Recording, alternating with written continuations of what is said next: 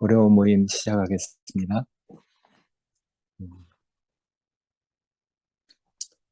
음, 로마서 돌아보기를 하고 있는데, 오늘은 로마서 8장, 아들의 형상을 본받음이라는 제목을 가지고 교통하겠습니다. 여기 8장의 26절부터 30절까지 단락을 한번 읽겠습니다. 이와 같이 성령도 우리의 연약함을 도우시나니 우리는 마땅히 기도할 바를 알지 못하나 오직 성령이 말할 수 없는 탄식으로 우리를 위하여 친히 간구하시느니라. 마음을 살피시는 이가 성령의 생각을 아시나니 이는 성령이 하나님의 뜻대로 성도를 위하여 간구하심이니라. 우리가 알거니와 하나님을 사랑하는 자, 곧 그의 뜻대로 부르심을 입은 자들에게는 모든 것이 합력하여 선을 이루느니라. 하나님이 미리 하신 자들을 또한 그 아들의 형상을 본받게 하기 위하여 미리 정하셨으니 이는 그로 많은 형제들 중에서 맏아들이 되게 하려 하심이니라. 또 미리 정하신 그들을 또한 부르시고 부르신 그들을 또한 의롭다 하시고 의롭다 하신 그들을 또한 영화롭게 하셨느니라. 음, 어, 아들의 형상을 본받게 하기 위해서 우리를 부르신 하나님의 그 부르심에는 절대로 후회하심이 없습니다. 그 뜻대로 부르심을 입은 자들에게는 그 영의 도우심과 어, 절대적인 우리를 위한 그 간구하심이 있고, 그리고 또 모든 것이 합력해서 하나님의 뜻을 이루어 가도록 우리를 도우십니다. 그래서 미리 정한 그런 사람들을 부르시고 그들을 의롭다 하시고 영화롭게 할 때까지 하나님이 우리를 위해 주십니다. 하나님이 우리를 위하시면 누가 우리를 대적하리요? 이런 말이 있듯이 그분이 우리를 위해서 하시는 일을 누구도 막을 수 없고 그치게 할 수 없습니다. 그래서 결국은 우리를 하나님 아들의 형상을 본받게 하십니다. 오늘날 이제 이런 아들의 형상을 본받는 것을 모르니까 많은 사람들이 열심을 가지고 일을 한다고 하지만은 모두 다 헛된 길로 가고 헛된 것을 구하고 있습니다. 우리가 많은 믿는 이들을 많이 만나보잖아요. 내노라 하는 열심을 가진 사람들도 많이 이렇게 만나고 있습니다. 그러나 그 인격, 그 그리스도를 정말 사모하는 하나님 자신을 추구하는 이런 사람들이 극히 정말 드뭅니다. 추구한다고 하지만은 그 아들의 형상을 모르기 때문에 그 인격이 어떤 사람인지 모르기 때문에 다 자기대로 구하고 있는 것이죠. 그 아들의 형상을 향해서 우리가 생명을 얻고 자라가야 되는데 그 생명이 없고 아들의 형상을 모르니까 다 자기 나름대로 열심히 하고 있지만은 빗나가서 엉뚱한 데서 무엇을 구하고 있거든요. 그 아들의 형상이 보이지 않기 때문에 무엇을 구해야 할지 어떻게 빌어야 할지를 모르고 그저 열심만 냅니다. 여기 성경에 26절에 써 있듯이 우리가 마땅히 빌 바를 알지 못하고 무엇을 구할지 모르고 열심을 내고 기도를 하고 있다고 하잖아요. 예, 많은 기독교인들의 그 탄식을 보면은 마음으로는 분명히 간절해요. 하나님의 법을 따르고 싶고 하나님의 뜻대로 살고 싶다는 사람이 부지기수잖아요. 근데 말씀이 육체가 되는 그 과정이 없기 때문에 말씀이 육체가 되려면은 그게 얼마나 많은 하나님의 공간을 배워야 되겠습니까? 얼마나 많은 체험이 있어야 되겠어요. 얼마나 그 뿌리가 깊어야지 그가 성령의 열매를 낼 수 있겠습니까?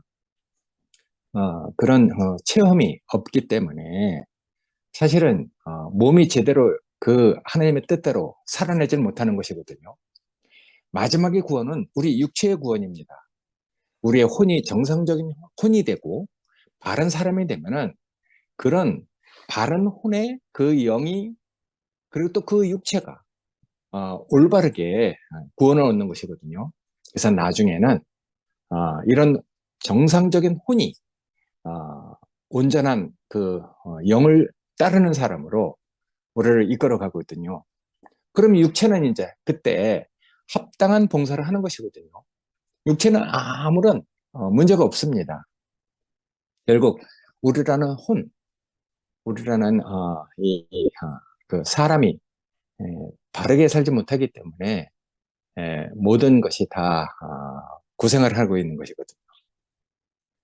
그러니까 우리가 그 형상이 우리에게 이렇게 비춰서 아들의 형상을 따라가고 있는 이것이 정말 축복이라는 생각이 듭니다. 질문을 잘하는 학생은 사실은 공부를 잘하는 학생이잖아요. 근데 질문이 전혀 없는 학생은 사실은 공부를 아주 못하거나 아니면 아주 이제 그걸 다 알고 있는 천재일 경우입니다. 어느 정도 알아야지 질문도 잘 할 수 있지 전혀 모르면 질문도 할 수 없는 것이거든요. 우리가 이제 아들을 알아야 되고 아들의 형상이 무엇인지 그 인격이 어떤 것인지 알아야지 간구를 할 텐데 그 빗나간 사람 속에는 절망적인 곳에 빠져 있는 사람 속에는 그런 성분이 없는 것이거든요. 그러니까 이제 질문을 못하는 학생처럼 간구도 할 수 없는 것이죠.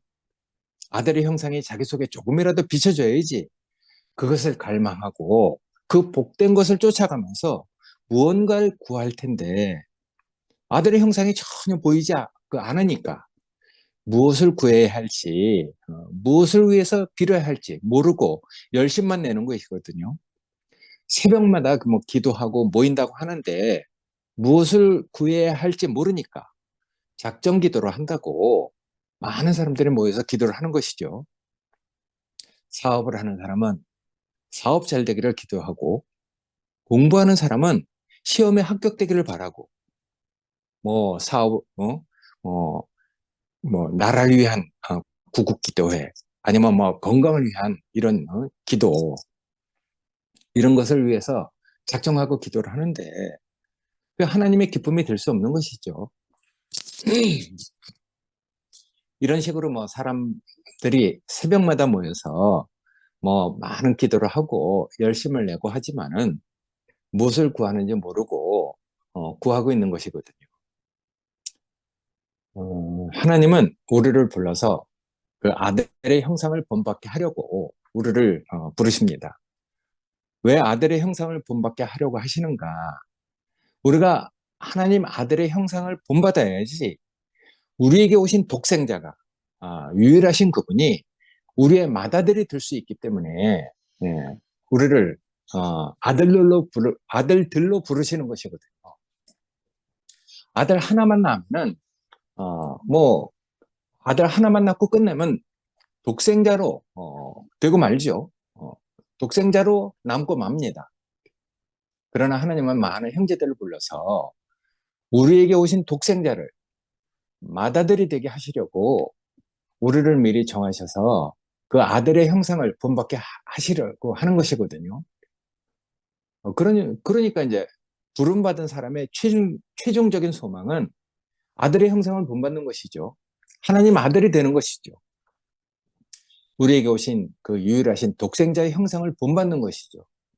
그래서 우리는 이제 우리에게 오신 그 독생자, 그 아들의 형상을 본받아갈 때 많은 형제들 중에 그분이 이제 맏아들이 되십니다. 그래서 하나님은 이런 택정하시고 부르신 사람들을 어, 정해놓고 일을 하시는 것이거든요. 의롭다 하시고 의롭다 하신 그들을 또한 영원하게 하시고 이렇게 해서 하나님은 그 계획이 사람을 통해서 이 땅에서 이루어지게 하려고 하는 것. 그것이 어, 하나님이 사람에게 두신 목적이거든요. 이 땅에서 사람들이 영원하게 돼야지. 우리를 지신 하나님이 정말 영광스러운 분으로 우리에게 이렇게 찬송이 되는 것이거든요. 그래서 이렇게 하나님이 정하시고 부르신 사람들, 영광스럽게 된 사람들이 있는 것이거든요. 그 예로 여러 사람들이 있죠. 아브라함을 부르시고 그를 의롭다고 하셨습니다. 어떻게 아브라함을 의롭다고 하셨습니까? 아브라함이 뭐 무엇을 해서 의롭게 된 게 아니고 의롭다 할 수 있을 때까지 하나님이 그를 이끌어서 어? 그 사람을 다루신 것이거든요. 맨 처음에 너는 본토와 친척 아버지 집을 떠나서 내가 너에게 지시할 땅으로 가라. 그래서 이제 아브라함에게 신실한 약속을 하신 것이죠. 내가 너 자손을 번성케 하실 것이다. 이렇게 약속을 하셨어요. 그리고 하나님은 그 신실한 약속을 이루어 나가셨습니다. 근데 아브라함 속에는 그런 개념이 없는 것이거든요. 근데 아브라함은 이제 나이가 들자 하나님이 자신에게 약속한 약속이 어떻게 될 것인가? 자손이 없으니까 이루어질 것 같은 생각이 안 들기 때문에 자기 집에서 길리온 그 종이라도 후사로 삼겠다고 하는 것이었거든요. 그러나 하나님께서는 그 사람은 너 후사가 될 수 없다. 내 몸에서 날 자가 내 후사가 되리라. 이렇게 얘기하고 그를 이끌고 밖으로 이렇게 이끌어서 하늘을 우러러서 뭇별들을 네가 세어봐라. 이렇게 했습니다. 응? 어, 네가 그 뭇별을 셀 수 없는 것처럼 내가 네 자손을 이렇게 많게 하겠다. 바다의 모래수를 네가 쉴 수 없는 것처럼 너를 믿음의 조상이 되게 하겠다. 이렇게 언약을 하셨기 때문에 하나님께서 이제 그런 언약을 하신 그것을 이제 그때 아브라함이 믿었다고 해요. 그러니까 그 믿음을 보시고 하나님은 이제 비로소 그때 아브라함에게 네가 이제 의롭다 이렇게 말씀하신 것이거든요. 하나님이 하신 행사를 믿을 수 있는 사람이 될 때까지 하나님이 그 사람을 이끌어 오신 것이거든요. 그러니까 아브라함의 그 믿음을 의로 옳다고 이렇게 네가 나를 신뢰를 하는구나 이렇게 이제 여길 때까지 아브라함을 이끌고 오셨던 것이거든요. 그래서 하나님께서는 늘 이렇게 자신의 하는 일을 믿고 옳다고 여길 사람이 필요했던 것입니다. 우리 찬송가에도 그런 그 찬송이 있었잖아요. 옳다고 인정해. 하나님께서 그를 의롭다고 하신 로마서 그 노래를 우리가 많이 불렀단 말이에요.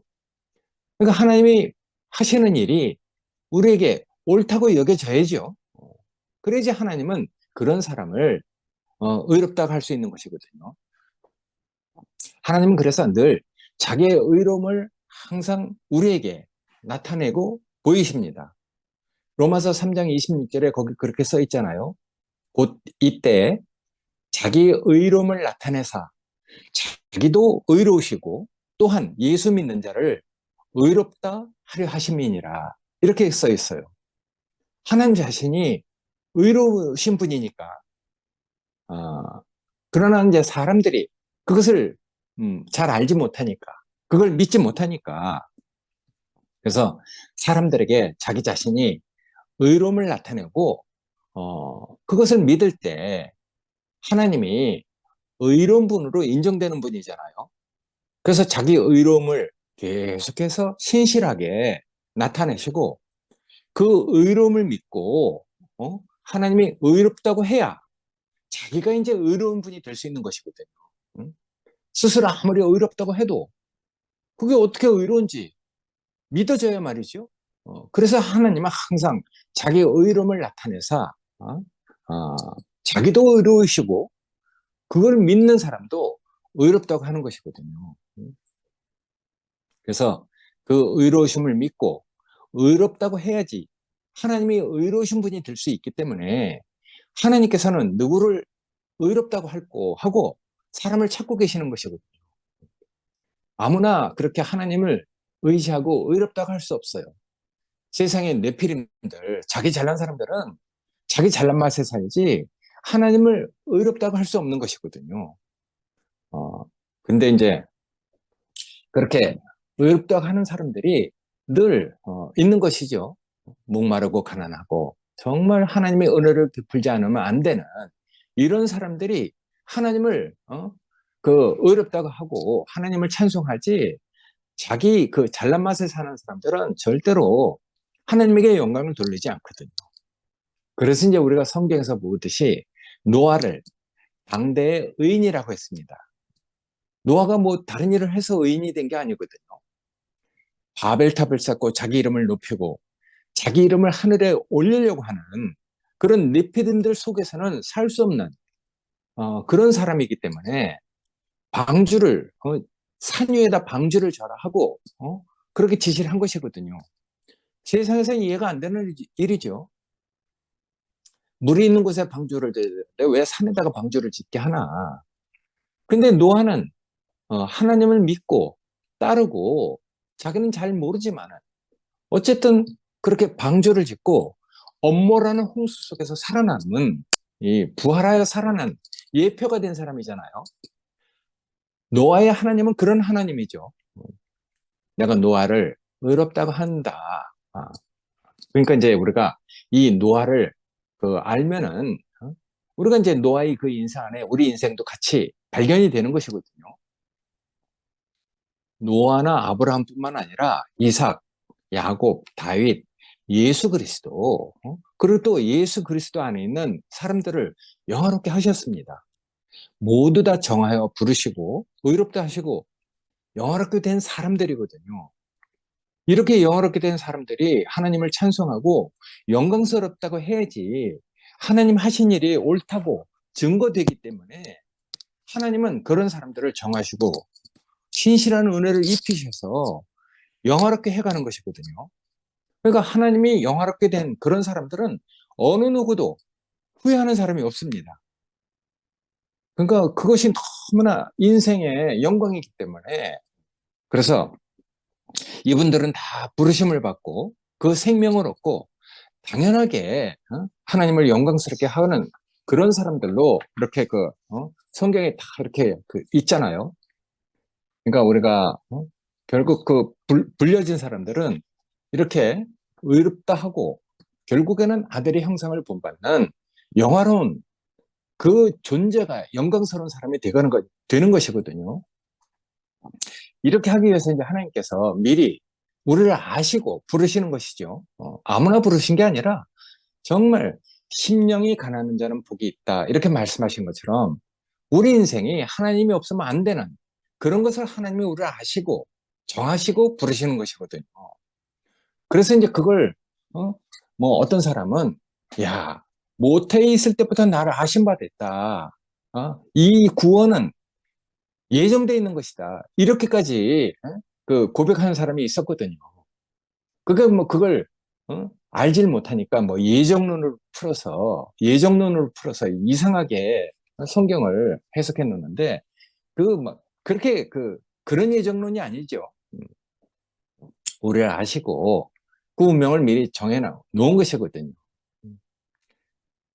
그러니까 우리가 아들의 형상을 본받도록 운명이 정해져 있습니다. 처음부터 그렇잖아요. 우리가 사람으로 지을 때 아들의 형상을 본받기 위해서 예정되어졌습니다. 역사적으로 보면은 아담이 먼저 있었지만은 영혼 안에서 하나님의 사람에게 두신 그 실제 안에서는 그리스도가 먼저 있었습니다. 모든 피조물보다 먼저 있었던 자라고 하잖아요.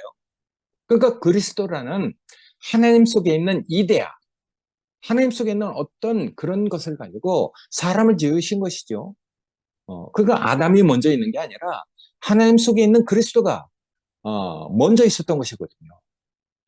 그래서 하나님 속에 있는 그 그리스도가 이 현실적으로 나타난 것이 아담이고, 그리고 첫사람 아담이 실패했기 때문에 두 번째 아담이 오셔서 우리에게 정말 생명을 주시고 우리의 구원을 확고히 하신 것이거든요. 그러니까 아담은 그때 빗나가지 않았으면은 그리스도를 향해서 그리스도가 되도록 지어진 존재이거든요. 그래서 아담이 정상적인 길로 갔다면은 생명나무의 열매를 먹고 자라서 그리스도가 되도록 지어진 사람이었었잖아요. 근데 이제 그것이 빗나갔기 때문에 문제가 된 것이죠. 우리가 이렇게 성경에서 계시한 어떤 것을 이렇게 볼 때 모든 사람들은 다 아들의 형상을 본받도록 지어진 것이잖아요. 음, 그래서 하나님은 이런 하나님의 그 경륜 안에서 미리 아신 자들을 그 아들의 형상을 본받게 하려고 정하시고 부르셔 가는 것이죠. 그런 사람을 뭔가 이렇게 생명을 자라게 해서 맏아들의 그 형상을 본받게 하려고 하는 것이거든요. 그래서 예수 그리스도가 우리에게 맏아들이 되려면은 독생자로 남아있으면 안 되죠. 우리의 맏아들이 돼서 우리가 모든 사람이 그리스도 안에서 하나님을 찬송해도 하나님은 찬송밖에 부족함이 없는 분이잖아요. 그 모든 사람이 다 구원을 얻기 원하죠. 그러니까 이거는 우리의 필요가 아닙니다. 하나님의 필요이고 하나님의 갈망이죠. 그래서 하나님의 필요가 우리를 아들의 형상을 본받는 데까지 이르게 하시잖아요. 그게 이제 우리한테 복된 일이죠. 그래서 하나님은 어떤 방법으로 우리를 맏아들의 형상을 본받게 하십니까? 첫째는 성령의 내적 역사이고 두 번째는 환경의 여러 가지 그 압력들 이런 것이거든요. 그러니까 환경이 우리에게 어떤 것을 거치게 하죠. 고난이나 아니면 어떤 시련 이런 것들을 거치게 하는데 그 사람을 알고 그런 것들을 거치게 하기 때문에 그게 하나님의 사실은 은혜거든요. 그런 고난이나 어떤 환경의 압력이 아니면은 절대로 하나님께 우리 자신을 의지하고 하나님을 따를 사람이 아니니까 하나님 우리를 잘 하시고 그런 환경을 허락하시는 것이거든요. 그래서 모든 것이 합력해서 선을 이룬다고 할 때 이것은 이제 사람과 이 현실적인 환경을 말하고 있는 것이잖아요. 그래서 그런 어떤 우리에게 허락하신 사람과 이 현실적인 환경을 통해서 우리는 그분 손에 이렇게 맡겨져 갑니다. 우리가 그분을 신뢰하고 우리가 그분을 따르게 되거든요. 그래서 우리는 정말 다른 사람이 전혀 생각할 수 없는 그런 인생을 살아가게 하시잖아요. 하나님의 갈망을 알고 있는 사람은 어디로 가든 무엇을 하든 환경이나 사람이 결국은 문제가 안 되는 사람으로 이렇게 살아가게 합니다. 내가 어떻게 될 것인가 하는 것이 전혀 문제가 되지 않습니다. 나는 앞으로 어떻게 될 것인가 그런 걱정이 안 되는 것이거든요. 뭐가 어떻게 되겠어요? 그리스도 되는 것이죠. 하나님의 그 복을 받는 그 기름이 흐르는 그런 인격으로 우리 자신이 이렇게 다뤄져 가는 것이거든요. 그러니까 하나님이 나를 통해서 이루실 일은 어디에 있든지 무엇을 하든지 하여튼 다 이루어지게 하시잖아요. 어떤 것도 안 되는 일이 없고 어떤 것도 염려가 되지 않습니다. 간혹 문제가 되는 것은 더욱더 그분을 신뢰하고 의지하도록 우리를 이끌어 가시잖아요. 그분이 우리에게 하신 일이 그런 일이니까. 그래서 우리는 그분의 절대적인 갈망을 알았기 때문에 나중에는 모든 것을 그분에게 맡기는 사실은 뭐 정말 염려를 하지 않는 그런 인격으로 우리가 하나님 앞에 딱 서 있게 되는 것이죠. 그러니까 우리가 영화롭게 된다는 것은 그분의 신성한 그 형상을 나된 만큼 온전하게 갖는다는 것이거든요. 다 자기만큼이죠. 그렇지만 자기만큼 갖는데 부족함이 없습니다. 남하고 비교가 되지 않는 것이거든요. 나하고 그분의 절대적인 관계이기 때문에 비교가 되지 않고 비교할 수도 없고 그러니까 그분의 생명과 그 본성 그분의 그 영광으로 사망에 빠져서 죽을 우리 그 죄의 몸에 그분의 인격을 채워가시잖아요. 그게 우리의 구원이죠. 우리의 이 죽을 몸에 그분의 인격이 채워져 간다. 이게 정말 말에 있는 게 아니고 얼마나 복된 구원입니까? 얼마나 그 복이 됩니까? 응? 그 영으로 말미암아 너희 죽을 몸도 살리시리라. 우리가 다 정말 이 살아난 사람이 됐잖아요. 하나님이 우리에게 주신 생명으로 인해서, 우리 속에 있는 그 영으로 인해서 우리 죽을 몸도 살아난 사람은 우리가 다 알게 된단 말이에요. 그러니까 우리 죽을 몸이 우리 안에 거하는 영으로 말미암아 살아나서 주님이 부활하셔갖고 우리에게 주신 그 몸을 입고 있는 사람, 야, 그리스도의 몸이 된 사람은 죽음이 사라지잖아요. 우리한테 죽음이 없어지는 것이죠. 내가 나중에 어떻게 될 것인가 이런 거에 대한 관심이 없어요. 그러니까 죽음이 사라지는 것이니까 주님이 그렇게 말씀하시잖아요. 나는 부활이요 생명이니 나를 믿는 자는 죽어도 살겠고 무릇 살아서 나를 믿는 자는 영원히 죽지 아니하리니 이것을 네가 믿느냐? 이렇게 얘기하는데 우리는 다 부활의 몸을 입고 있기 때문에 죽음이 없어진 것이죠. 살아서 우리가 어떻게 그분을 믿고 우리 안에 죽음이 사라졌는지 이게 정말 놀라운 비밀이잖아요. 이것을 내가 믿느냐? 우리가 다 아멘하고 믿고 있단 말이에요. 그러니까 영화롭게 된다는 것은 남이 알아보고 인정해주는 그런 가치관이 아니잖아요. 누가 나를 높이거나 낮추는 곳에 내가 있는 것이 아닙니다. 그러니까 주님 앞에 서 있는 것이죠. 내 자신이, 내 존재가 주님 앞에 서 있는 것. 그게 얼마나 영광스러운 일입니까?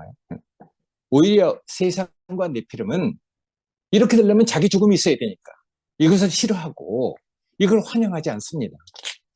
그러나 택정함을 받아서 마다들의 형상을 본받아가는 사람은 이걸 다 좋아하는 것이거든요. 그래서 하나님은 우리를 영화롭게 하셔야지 하나님이 영화로운 분이 될 수 있기 때문에 그래서 이제 하나님의 뜻을 따라서 우리가 영화롭게 된 것이거든요.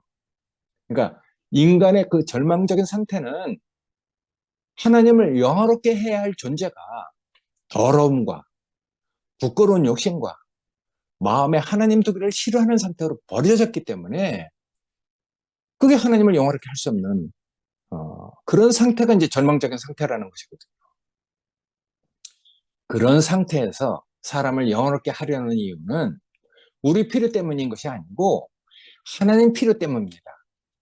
우리는 빗나가서 하나님을 찾는 것이 정말 희미해요. 근데 하나님은 늘 우리를 자기 영광을 보이시는 것이죠. 그래서 이런 것들은 사실은 뭐 우리가 기도한다고 해서 이루어지는 것도 아니고 우리 필요 때문에 이루어지는 것도 아닙니다. 그래서 하나님의 필요를 알게 되면은 우리 자신의 수고와 노력이 다 없어지는 것이거든요. 그걸 다 내려놔도 우리가 하나님께 찬송이 되잖아요. 그러니까 택정함을 입은 사람들은 이런 것들을 다 알고 우리 안에 하나님의 빛을 비춰주는 것을 우리가 감사하게 여긴단 말이에요. 그래서 우리 양심 안에 우리라는 그 존재에게 하나님의 그 영광의 그 빛을 비춰주시면은 그런 사람은 하나님의 영광의 빛을 보고 살아나고 잠자는 자에서 일어나고 어, 다 그렇게 되는 것이거든요. 그러니까 죽은 자 가운데서 살아난 사람은 압니다. 잠자다가 일어난 사람은 잠자고 있는 사람 아는 것이거든요. 그러니까 우리가 이런 우리 자신에게 그 비추는 빛을 우리가 알고 어, 하나님을 따르는 사람은 사람과의 관계 안에서도 그런 것들이 왜 비춰주시는지 그걸 다 알거든요. 때로는 우리가 예전에 내 자신의 그 경험을 이렇게 돌아보면은 하나님의 빛을 비춰도 내가 실패한 경우가 참 많아요. 내 체면과 위신과 부끄러움 당하지 않으려고 변명과 거짓말을 한 그런 때가 많았었거든요. 근데 그런 실패를 많이 이렇게 해봤기 때문에 하나님의 빛을 비출 때 우리가 이렇게 바로 돌아서는 사람이 됐잖아요. 그러니까 난 머리가 나빠서 온몸으로 그걸 겪어왔어요. 한 번 비춰갖고 이렇게 다 회개하고 돌아서는 사람은 정말 지혜로운 사람이죠. 왜 난 머리가 나쁘기 때문에 몸으로 때웠거든요. 그러니까 우리가 정말 그런 자리에서 이렇게 빛이 비칠 때 이렇게 돌아서는 그런 사람으로 우리가 이렇게 된 것은 정말 자기 변명이나 상대의 어떠함을 들어서 그 빛을 따라가지 않고 결국은 또 자기 자신을 지키려고 하는 이런 실패를 많이 했기 때문에 우리가 이제 그 빛이 비칠 때 싹 돌아서게 되는 것이거든요. 그러니까 하나님을 따라서 우리가 실패를 많이 경험한 것도 참 복이 되죠. 이런 실패를 많이 경험한 사람은 결국 나중에는 야, 영을 따라서 사는 것이 무엇인지 그걸 알게 되잖아요. 그래서 성령의 내적인 역사를 통해서 우리가 하나님 앞에 서게 되고 하나님을 따라서 살게 됩니다. 그래서 하나님의 뜻대로 믿는 자에게 역사한 것을 놓치지 않고 그분을 따라서 이렇게 살게 되거든요. 그러니까 한두 번 실패를 해보면은 그걸 깨닫게 됩니다. 아, 나에게 빛이 비을 때, 나에게 그 내적인 성령의 역사가 있을 때 이것을 놓치면은 내가 어떤 실패를 하는지 그걸 경험했기 때문에 나중에는 그, 우리 안에 그 비추는 빛을 따라서, 어, 성령의 내적인 역사를 따라서 이렇게 살게 되는 것이거든요. 그래서 우리가 우리에게 그 역사하신 어떤 것을 놓치지 않고 따라가다 보면은 결국은 예전에 워치먼이가 얘기한 것처럼 영을 따라서 사는 사람이 되고 영에 속한 사람이 되는 것이죠. 그러니까 이런 것들이 뭐 하루아침에 되는 게 아니고 오랜 그 경험을 통해서 하나님과의 그 관계 안에서 신뢰가 쌓여져 가면서 그런 어떤 일들이 우리에게 이루어져 가거든요. 저 같은 경우는 그렇습니다. 그래서 하나님이 가르쳐준 그 공과를 많이 배워야죠. 그래서 이런 공과를 많이 배운 사람은 함부로 자기 자신의 어떤 것을 가지고 뭘 가지고 된다 안 된다 이런 말을 못 합니다. 자기 기준에 따라서 맞는 사람은 뭐 넌 뭐 좀 뭐 된다 뭐 자격을 얻고 자기 기준에 맞지 않는 사람은 뭐 저게 뭐 되겠나 뭐 이런 판단을 하고 있단 말이에요. 그러니까 이런 판단이 나중에는 다 없어지죠. 하나님 하시는 일을 앞에 우리가 입을 정말 닫고 하나님 하시는 일을 지켜보는 사람이 되잖아요. 그러니까 하나님이 우리를 거룩하게 하시는 구별의 공간을 우리를 거치게 하셔서 우리 기준을 다 내려놓게 하시잖아요. 그래서 그리스도의 몸으로 우리를 세우게 합니다. 그러니까 자기 기준을 가지고 있으면은 그리스도의 몸으로 그렇게 사람들을 세우지 못하는 것이죠. 자기 기준을 가지고 있으면 문제만 일으킬 뿐이거든요.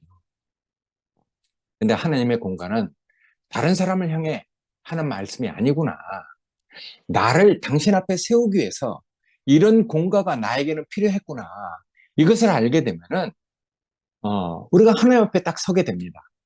그래서 그걸 아는 사람은 하나님 앞에 설 때, 그렇게 고백하잖아요.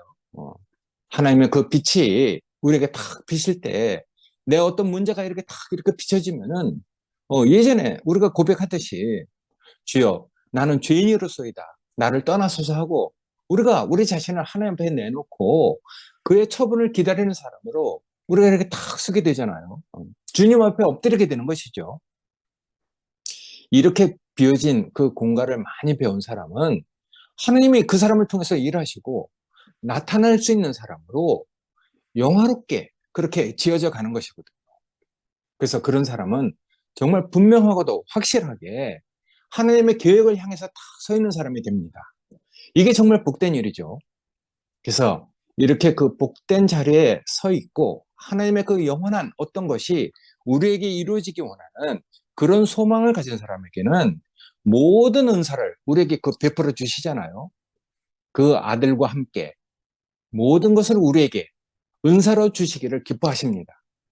누구도 능히 하나님의 그 택하신 자를 송사하지 못하게 되는 것이거든요. 왜냐하면 그렇게 다뤄진 사람은 하나님이 의롭다 하시기 때문에 의롭다는 하나님을 누가 그 정죄하겠어요? 누구도 정죄를 못하는 것이거든요. 하나님이 우리를 위하시고 하나님이 우리를 의롭다 하는데 그러니까 그런 사람을 두고 야, 그 사람이 정말 축복스럽구나. 이렇게 축복을 하면 자기도 축복이 되는 것이고 그걸 정죄하면은 오히려 그 사람이 정죄를 당하는 것이거든요. 성경에 이렇게 글 써 있잖아요. 누가 정죄하리요? 죽으실 뿐만 아니라 다시 살아나신 이는 그리스도시니 그는 하나님 우편에 계신 자요 우리를 위하여 간구하는 자시니라 이렇게 얘기하고 있단 말이에요. 하나님 우편에서 우리를 위해서 간구하시는데 누가 그걸 대적하겠어요? 그래서 이런 것들을 알고 그리스도의 몸된 형제가 된 사람들은 정말 하나님이 우리에게 입혀주신 그 영화로운 옷을 입고 절망적인 세상에서 구원을 얻고 우리가 이렇게 살아가는 그런 사람들로 이렇게 우리가 살아가잖아요. 그래서 우리는 그리스도의 몸이 된 것, 이건 정말 공개된 비밀이죠. 그러니까 우리가 이런 구원을 얻고 살아간다는 게 정말 복된 일이죠. 그러니까 우리가 사람을 볼 때 함부로 내 기준을 가지고 된다 안 된다 이렇게 말할 수가 없잖아요. 죽은 자 가운데서 살아나시고 하나님 우편에서 우리를 위해서 간구하고 계시기 때문에 모든 일에 우리를 사랑하시는 이로 말미암아 우리가 모든 일에 넉넉한 마음을 갖게 되고 이기게 되죠. 여기 성경에 써 있듯이 내가 확신하노니 사망이나 생명이나 천사들이나 권세들이나 현재일이나 장래일이나 능력이나 높음이나 기품이나 다른 어떤 피조물이라도 우리를 우리 주 그리스도 예수 안에 있는 하나님의 사랑에서 끊을 수 없으리라 이렇게 얘기를 하고 있거든요. 그러니까 이런 하나님이 우리를 위해서 간구하시고 끊임없이 은혜를 베풀어 주시고 우리를 이끌어가는 하나님의 구원 안에 있다면은 그게 우리한테는 축복이 되는 것이죠. 그래서 늘 우리가 이제 우리를 위해서 간구하시고 사랑해 주시는 은혜 가운데서 우리가 그리스도의 몸을 이루고 살아간다는 것이 우리에겐 더 없는 축복으로 우리가 이렇게 알게 되고 이런 축복 가운데서 형제들을 볼 때 내가 정말 생각할 수 없는 하나님의 형상을 형제들을 통해서 또 보잖아요. 그래서 형제들과 교통을 하면서 형제들에게 나타나는 그 인격을 우리가 덧입고 살아간다는 건 얼마나 축복인지 몰라요. 나로서는 하나지만 형제들이 또 아홉을 채워주는 그리스도의 형상을 본받게 하는 이 놀라운 형제들하고 우리가 함께 살고 있다는 것, 이건 정말 세상에 없는 비밀이죠. 우리가 이런 비밀 속에서 형제들과 교통을 하고 형제들과 하나님의 뜻을 이루어가는 사람으로 살고 있다는 것이 다시금 축복으로 이렇게 여겨졌습니다. 예, 감사합니다. 아멘.